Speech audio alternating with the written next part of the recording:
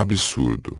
Alguns dizem que a filosofia nasce da capacidade de nos espantarmos como o mundo, com aquilo que, para a maioria das pessoas, é trivial. Em outras palavras, nasce quando damos atenção àquilo que todos estão condicionados a ignorar. Porém, essa ideia parece tão elogiosa ao filósofo que levanta suspeitas quanto à sua realidade ser mais que uma mera palavra de encorajamento. Seria mais digna de consideração alguma outra hipótese que condissesse com o egoísmo da natureza humana, como, por exemplo, a teoria de que a filosofia tenha nascido de nossa necessidade de enganar os demais. Não soa tão encantadora, mas com certeza é mais bem alicerçada e defensável. De qualquer modo, uma vez trazida à luz, nossa perplexidade frente ao mundo nos acompanhará pelo resto de nossas vidas. Nessa ótica, parece ser realmente absurdo o fato de existirmos. A partir disso não é possível pensarmos em qualquer coisa como sendo trivial.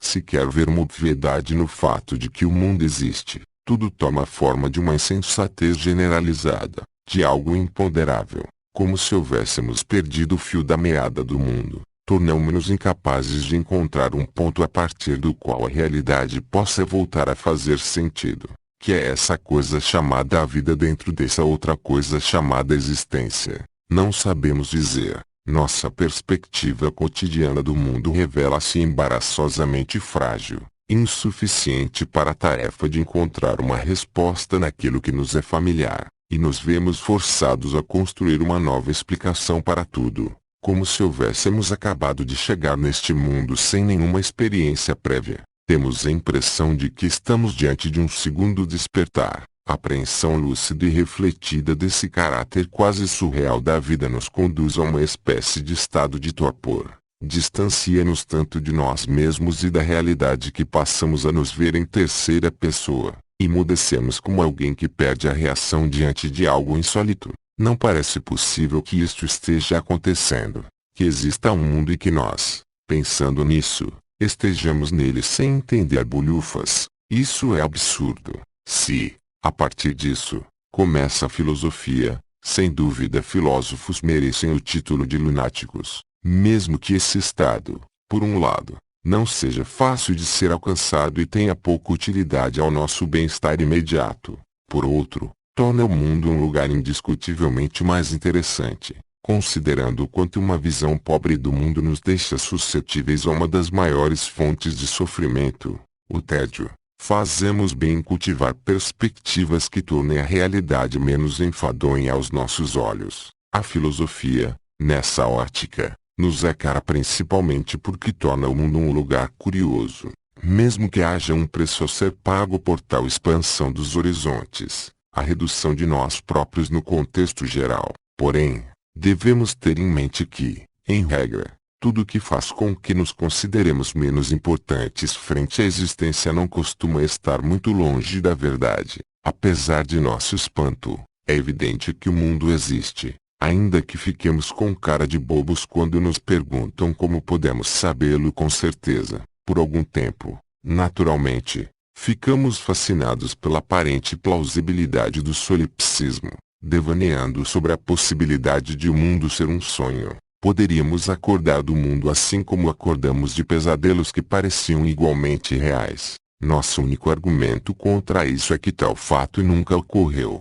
De qualquer modo, a ideia de que sejamos matéria acordada na forma de seres vivos já é bastante espantosa. A existência do mundo é uma questão difícil e escorregadia, pois aquilo que denominamos verdades autoevidentes geralmente não passa de fatos para os quais não temos respostas muito convincentes, mas a cuja realidade temos um acesso tão íntimo e imediato que colocá-los em dúvida soa simplesmente como uma maluquice. Mesmo assim, como podemos ter certeza de que existimos? Não podemos. Então, quando nos sentirmos angustiados pela incerteza a respeito da existência do mundo, o melhor modo de nos convencermos de sua realidade consiste em receber um belo soco. Se isso não nos fizer despertar em outro mundo, acabaram-se as dúvidas. Não há outro critério mais confiável. Devemos notar que existe uma diferença importante e sutil entre perguntas difíceis e perguntas sem nexo.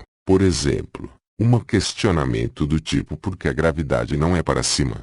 Não é difícil de ser respondido, mas simplesmente uma pergunta sem nexo, já que pressupõe que a gravidade deve possuir uma razão, um motivo inteligível para que seja como é. Isso dá a entender que há um propósito por detrás de seu comportamento. Entretanto, sendo a razão apenas uma faculdade intelectual humana, seria tolo supormos que a gravidade funciona nos mesmos termos de nosso modo particular de compreender a realidade. A razão, sendo uma característica humana, aplica-se somente a questões dessa esfera. Uma interrogação mal feita não é suficiente para transformar a gravidade numa questão subjetiva. Assim, concluímos que ela decidiu ser para baixo pelo mesmo motivo que o Sol resolveu brilhar, ou seja, porque somos tolos em levantar questões desse gênero. Outra pergunta sem nexo: qual seria a cor de um som?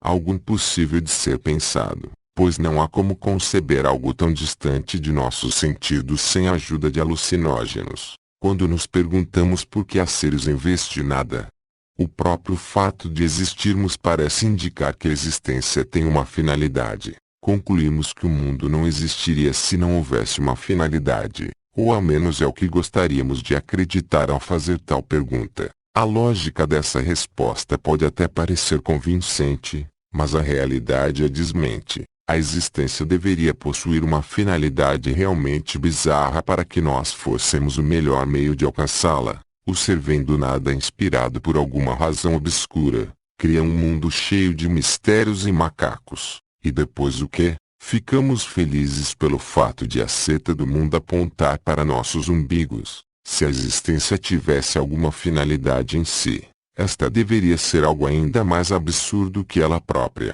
justamente por nos ter colocado como um meio. A suposição de que sejamos, nós próprios, o objetivo último do mundo é simplesmente de mau gosto, revoltante demais para ser considerada. Como se vê, há perguntas que parecem profundas apenas porque não fazem sentido. Há, entretanto, também ideias que fazem sentido, apesar de não conseguirmos concebê-las claramente. Certos conceitos simplesmente não entram em nossas mentes, mesmo que consigamos lidar com eles teoricamente. Por exemplo, podemos representar o infinito matematicamente, mas isso não significa que dele tenhamos uma ideia clara para além de uma quantidade monstruosa que se estende indefinidamente até começar a dor de cabeça. Fora dos modelos teóricos, o valor de ideias como essa reside principalmente em sua capacidade de representar o inexprimível. Daí vermos o infinito sempre associado àquilo que não conseguimos compreender e,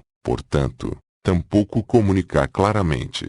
Descrever algo como infinito é um modo de afirmar, com algum estilo, que não sabemos muito bem do que estamos falando. Caso tenhamos interesse em exercitar nossa perplexidade ante ideias lógicas que nos são inconcebíveis, a física quântica será um ótimo ponto de partida. Se houver preferência pela ficção, a teologia também servirá ao mesmo propósito. Tendo isso em mente, retomemos a questão central. Como vimos, o absurdo do existir consiste no fato de que simplesmente abrimos os olhos enquanto seres vivos conscientes e nos descobrimos em um mundo sem qualquer razão de ser, sem qualquer manual de instruções. Não nos choca que tenhamos nascido e que haja olhos para abrir, mas que isso tudo careça de propósito. Não nos choca que ainda não saibamos todas as respostas, mas que não haja resposta exatamente para a questão que nos parece mais essencial.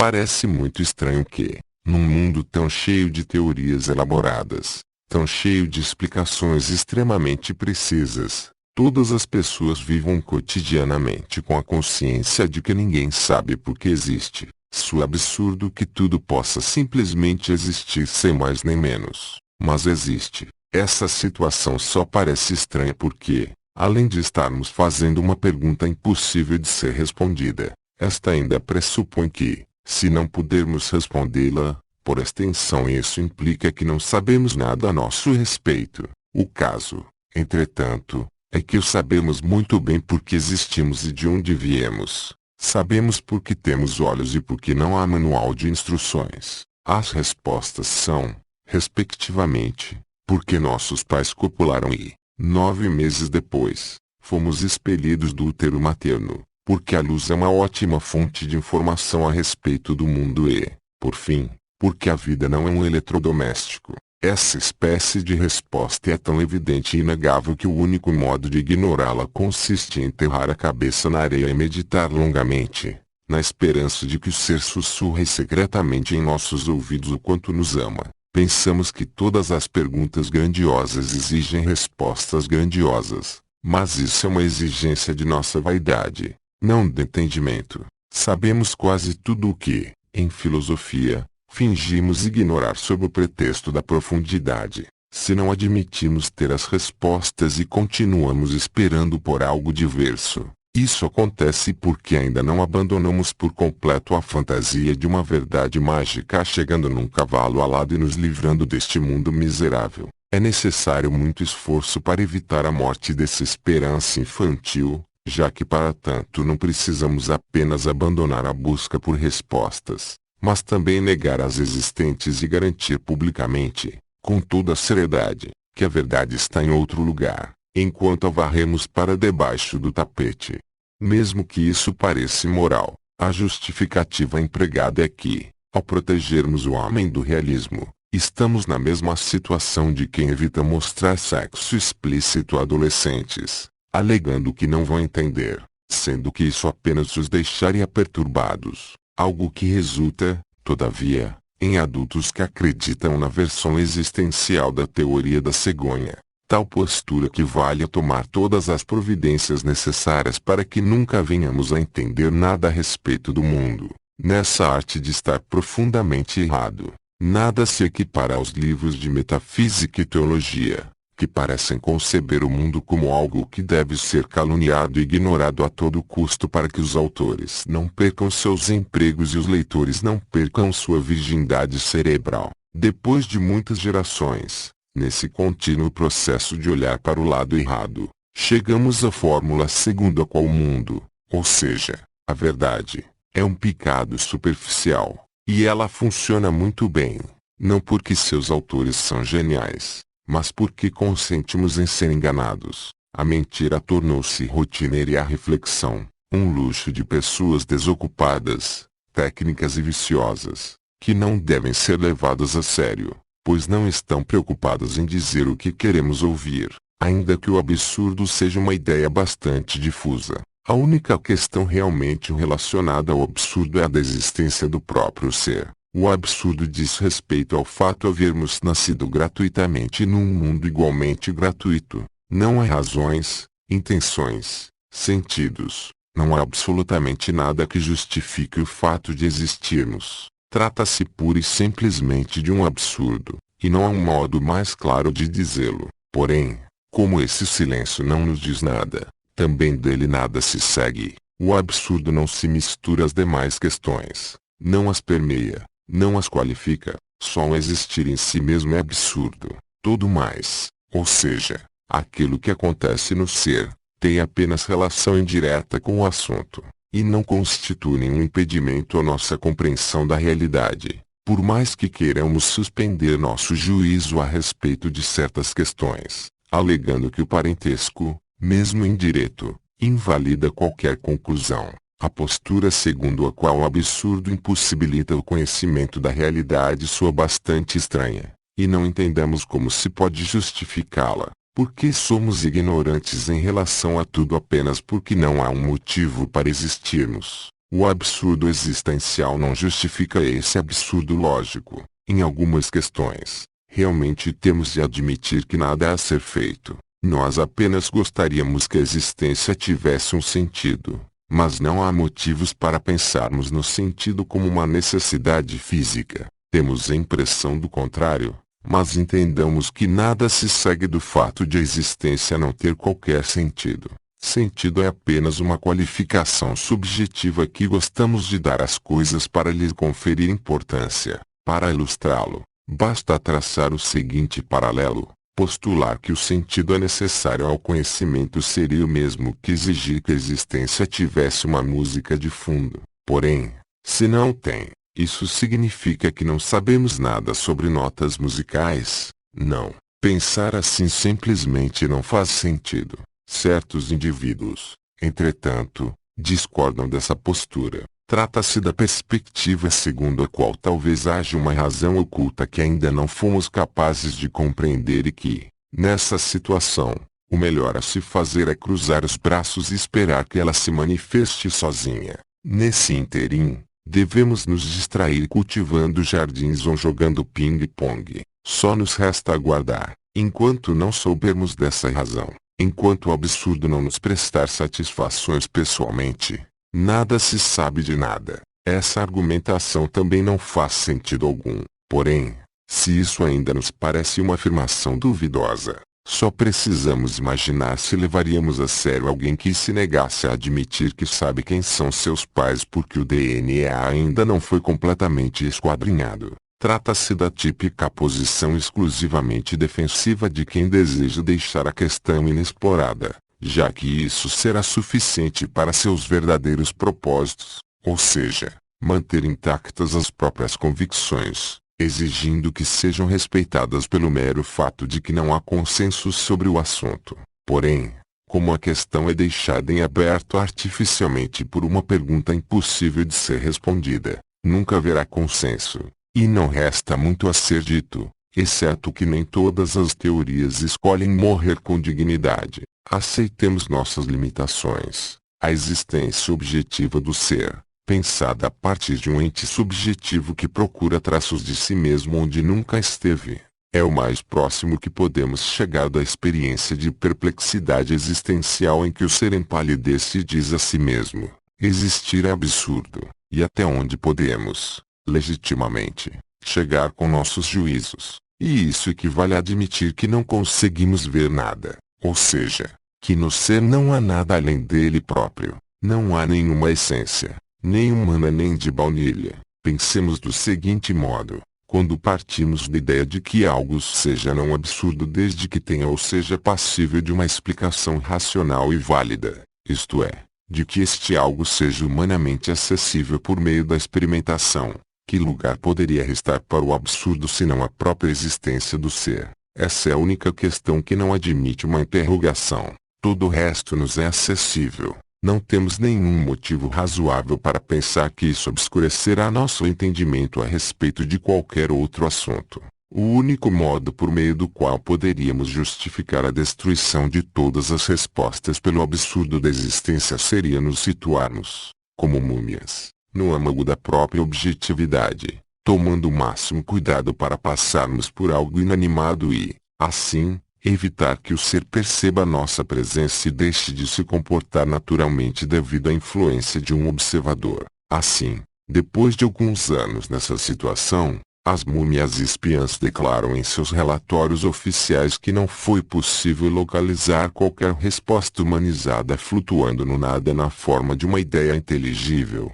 Logo, não há verdades eternas e, por extensão, tudo o que sabemos é mentira. O que poderíamos dizer diante disso? Talvez esperassem encontrar nessa incursão ao âmago do ser um palácio de cristal onde todas as verdades ideais ficam guardadas em caixinhas de fósforo. Alguns até tentam nos convencer de que há, e só não podem prová-lo porque no templo da verdade não é permitida a entrada com máquinas fotográficas. É realmente muita tolice imaginar que o ser se finge de morto, que se esconde de nós para que não possamos descobrir seu sentido íntimo. E é triste pensar que, diante disso, ainda sejamos capazes de permanecer absolutamente convictos de que esse sentido íntimo existe, mesmo que não tenhamos a menor ideia de onde tiramos esse disparate. Sabemos que, em rigor, não é possível conceber subjetivamente o que seria o ser puramente objetivo, pois fazê-lo já significa traduzi-lo à linguagem da subjetividade.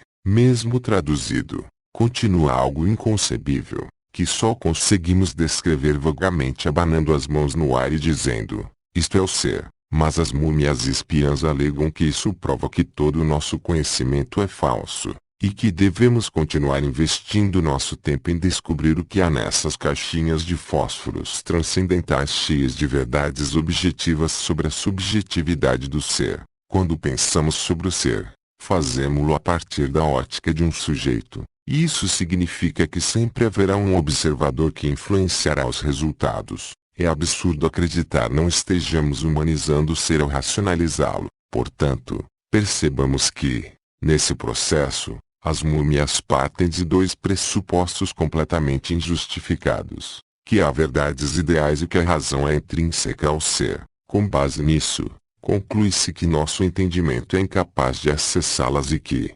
portanto, somos ignorantes em relação a tudo. Temos diante de nós algo equivalente a apertar uma campainha imaginária e partir em disparada para, depois, afirmar que não houve um sujeito na equação. Foi mera coincidência. Estava nas redondezas por acaso, apreciando a questão objetivamente com a mais pura imparcialidade. Ora, nem o guarda noturno mais caduco acreditaria nisso, mas querem que nós acreditemos. Se quisermos entender o que é o ser enquanto fenômeno, basta olhar a parede. O fenômeno será o que estivermos vendo. Ninguém está por detrás dela tentando nos enganar com falsas aparências. Quando, entretanto, tentamos conceber o que é o ser em si mesmo, independentemente de nós, nossa única saída consiste em enterrar a cabeça na parede e perguntar: olá, ser, o que o senhor faz quando está sozinho? Ora, o ser existe.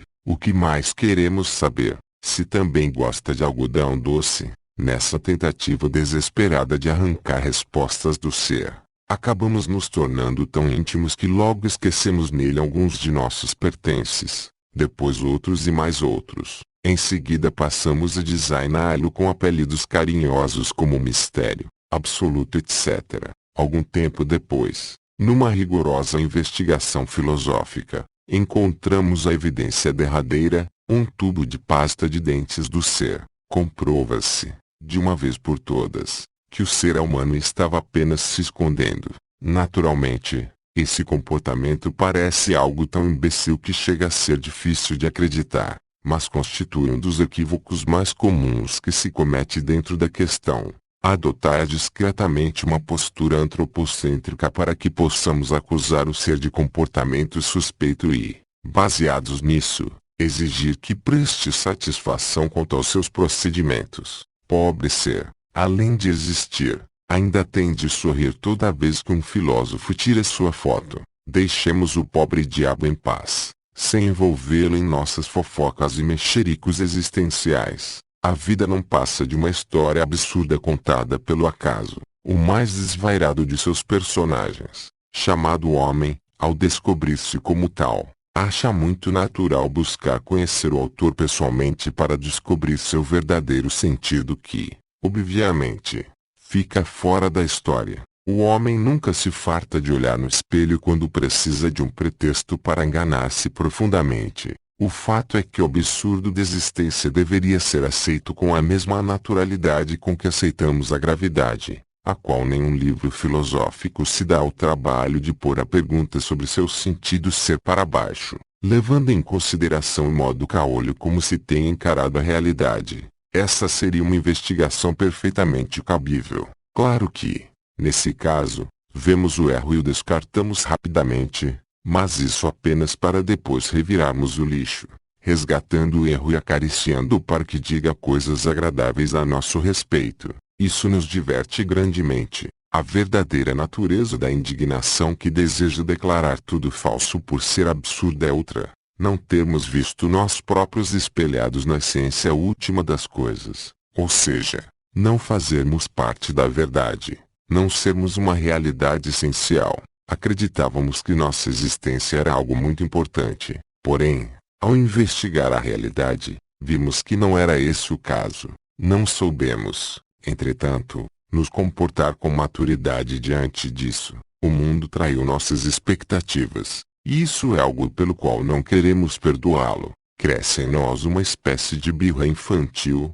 sentimos-nos inquietos, como tolos. Buscamos um modo de contornar essa fonte de mal-estar psicológico tratando-a como um problema filosófico insolúvel. Bastaria, entretanto, que deixássemos de exigir que tudo tenha sentido apenas porque isso nos foi ensinado durante a infância para vermos que o mundo faz perfeito sentido ao não ter sentido algum. Com alguma reflexão madura, chegamos a admitir que isso é mais uma das inúmeras coisas que simplesmente temos de aceitar, mesmo a contragosto. Comumente isso só ocorre após um longo período de luta pelo quanto pesa ter de engolir a frustração de essa não ser uma situação na qual nos encontramos provisoriamente devido à ignorância, mas nossa inescapável condição primária de existência. Somos filhos legítimos do absurdo.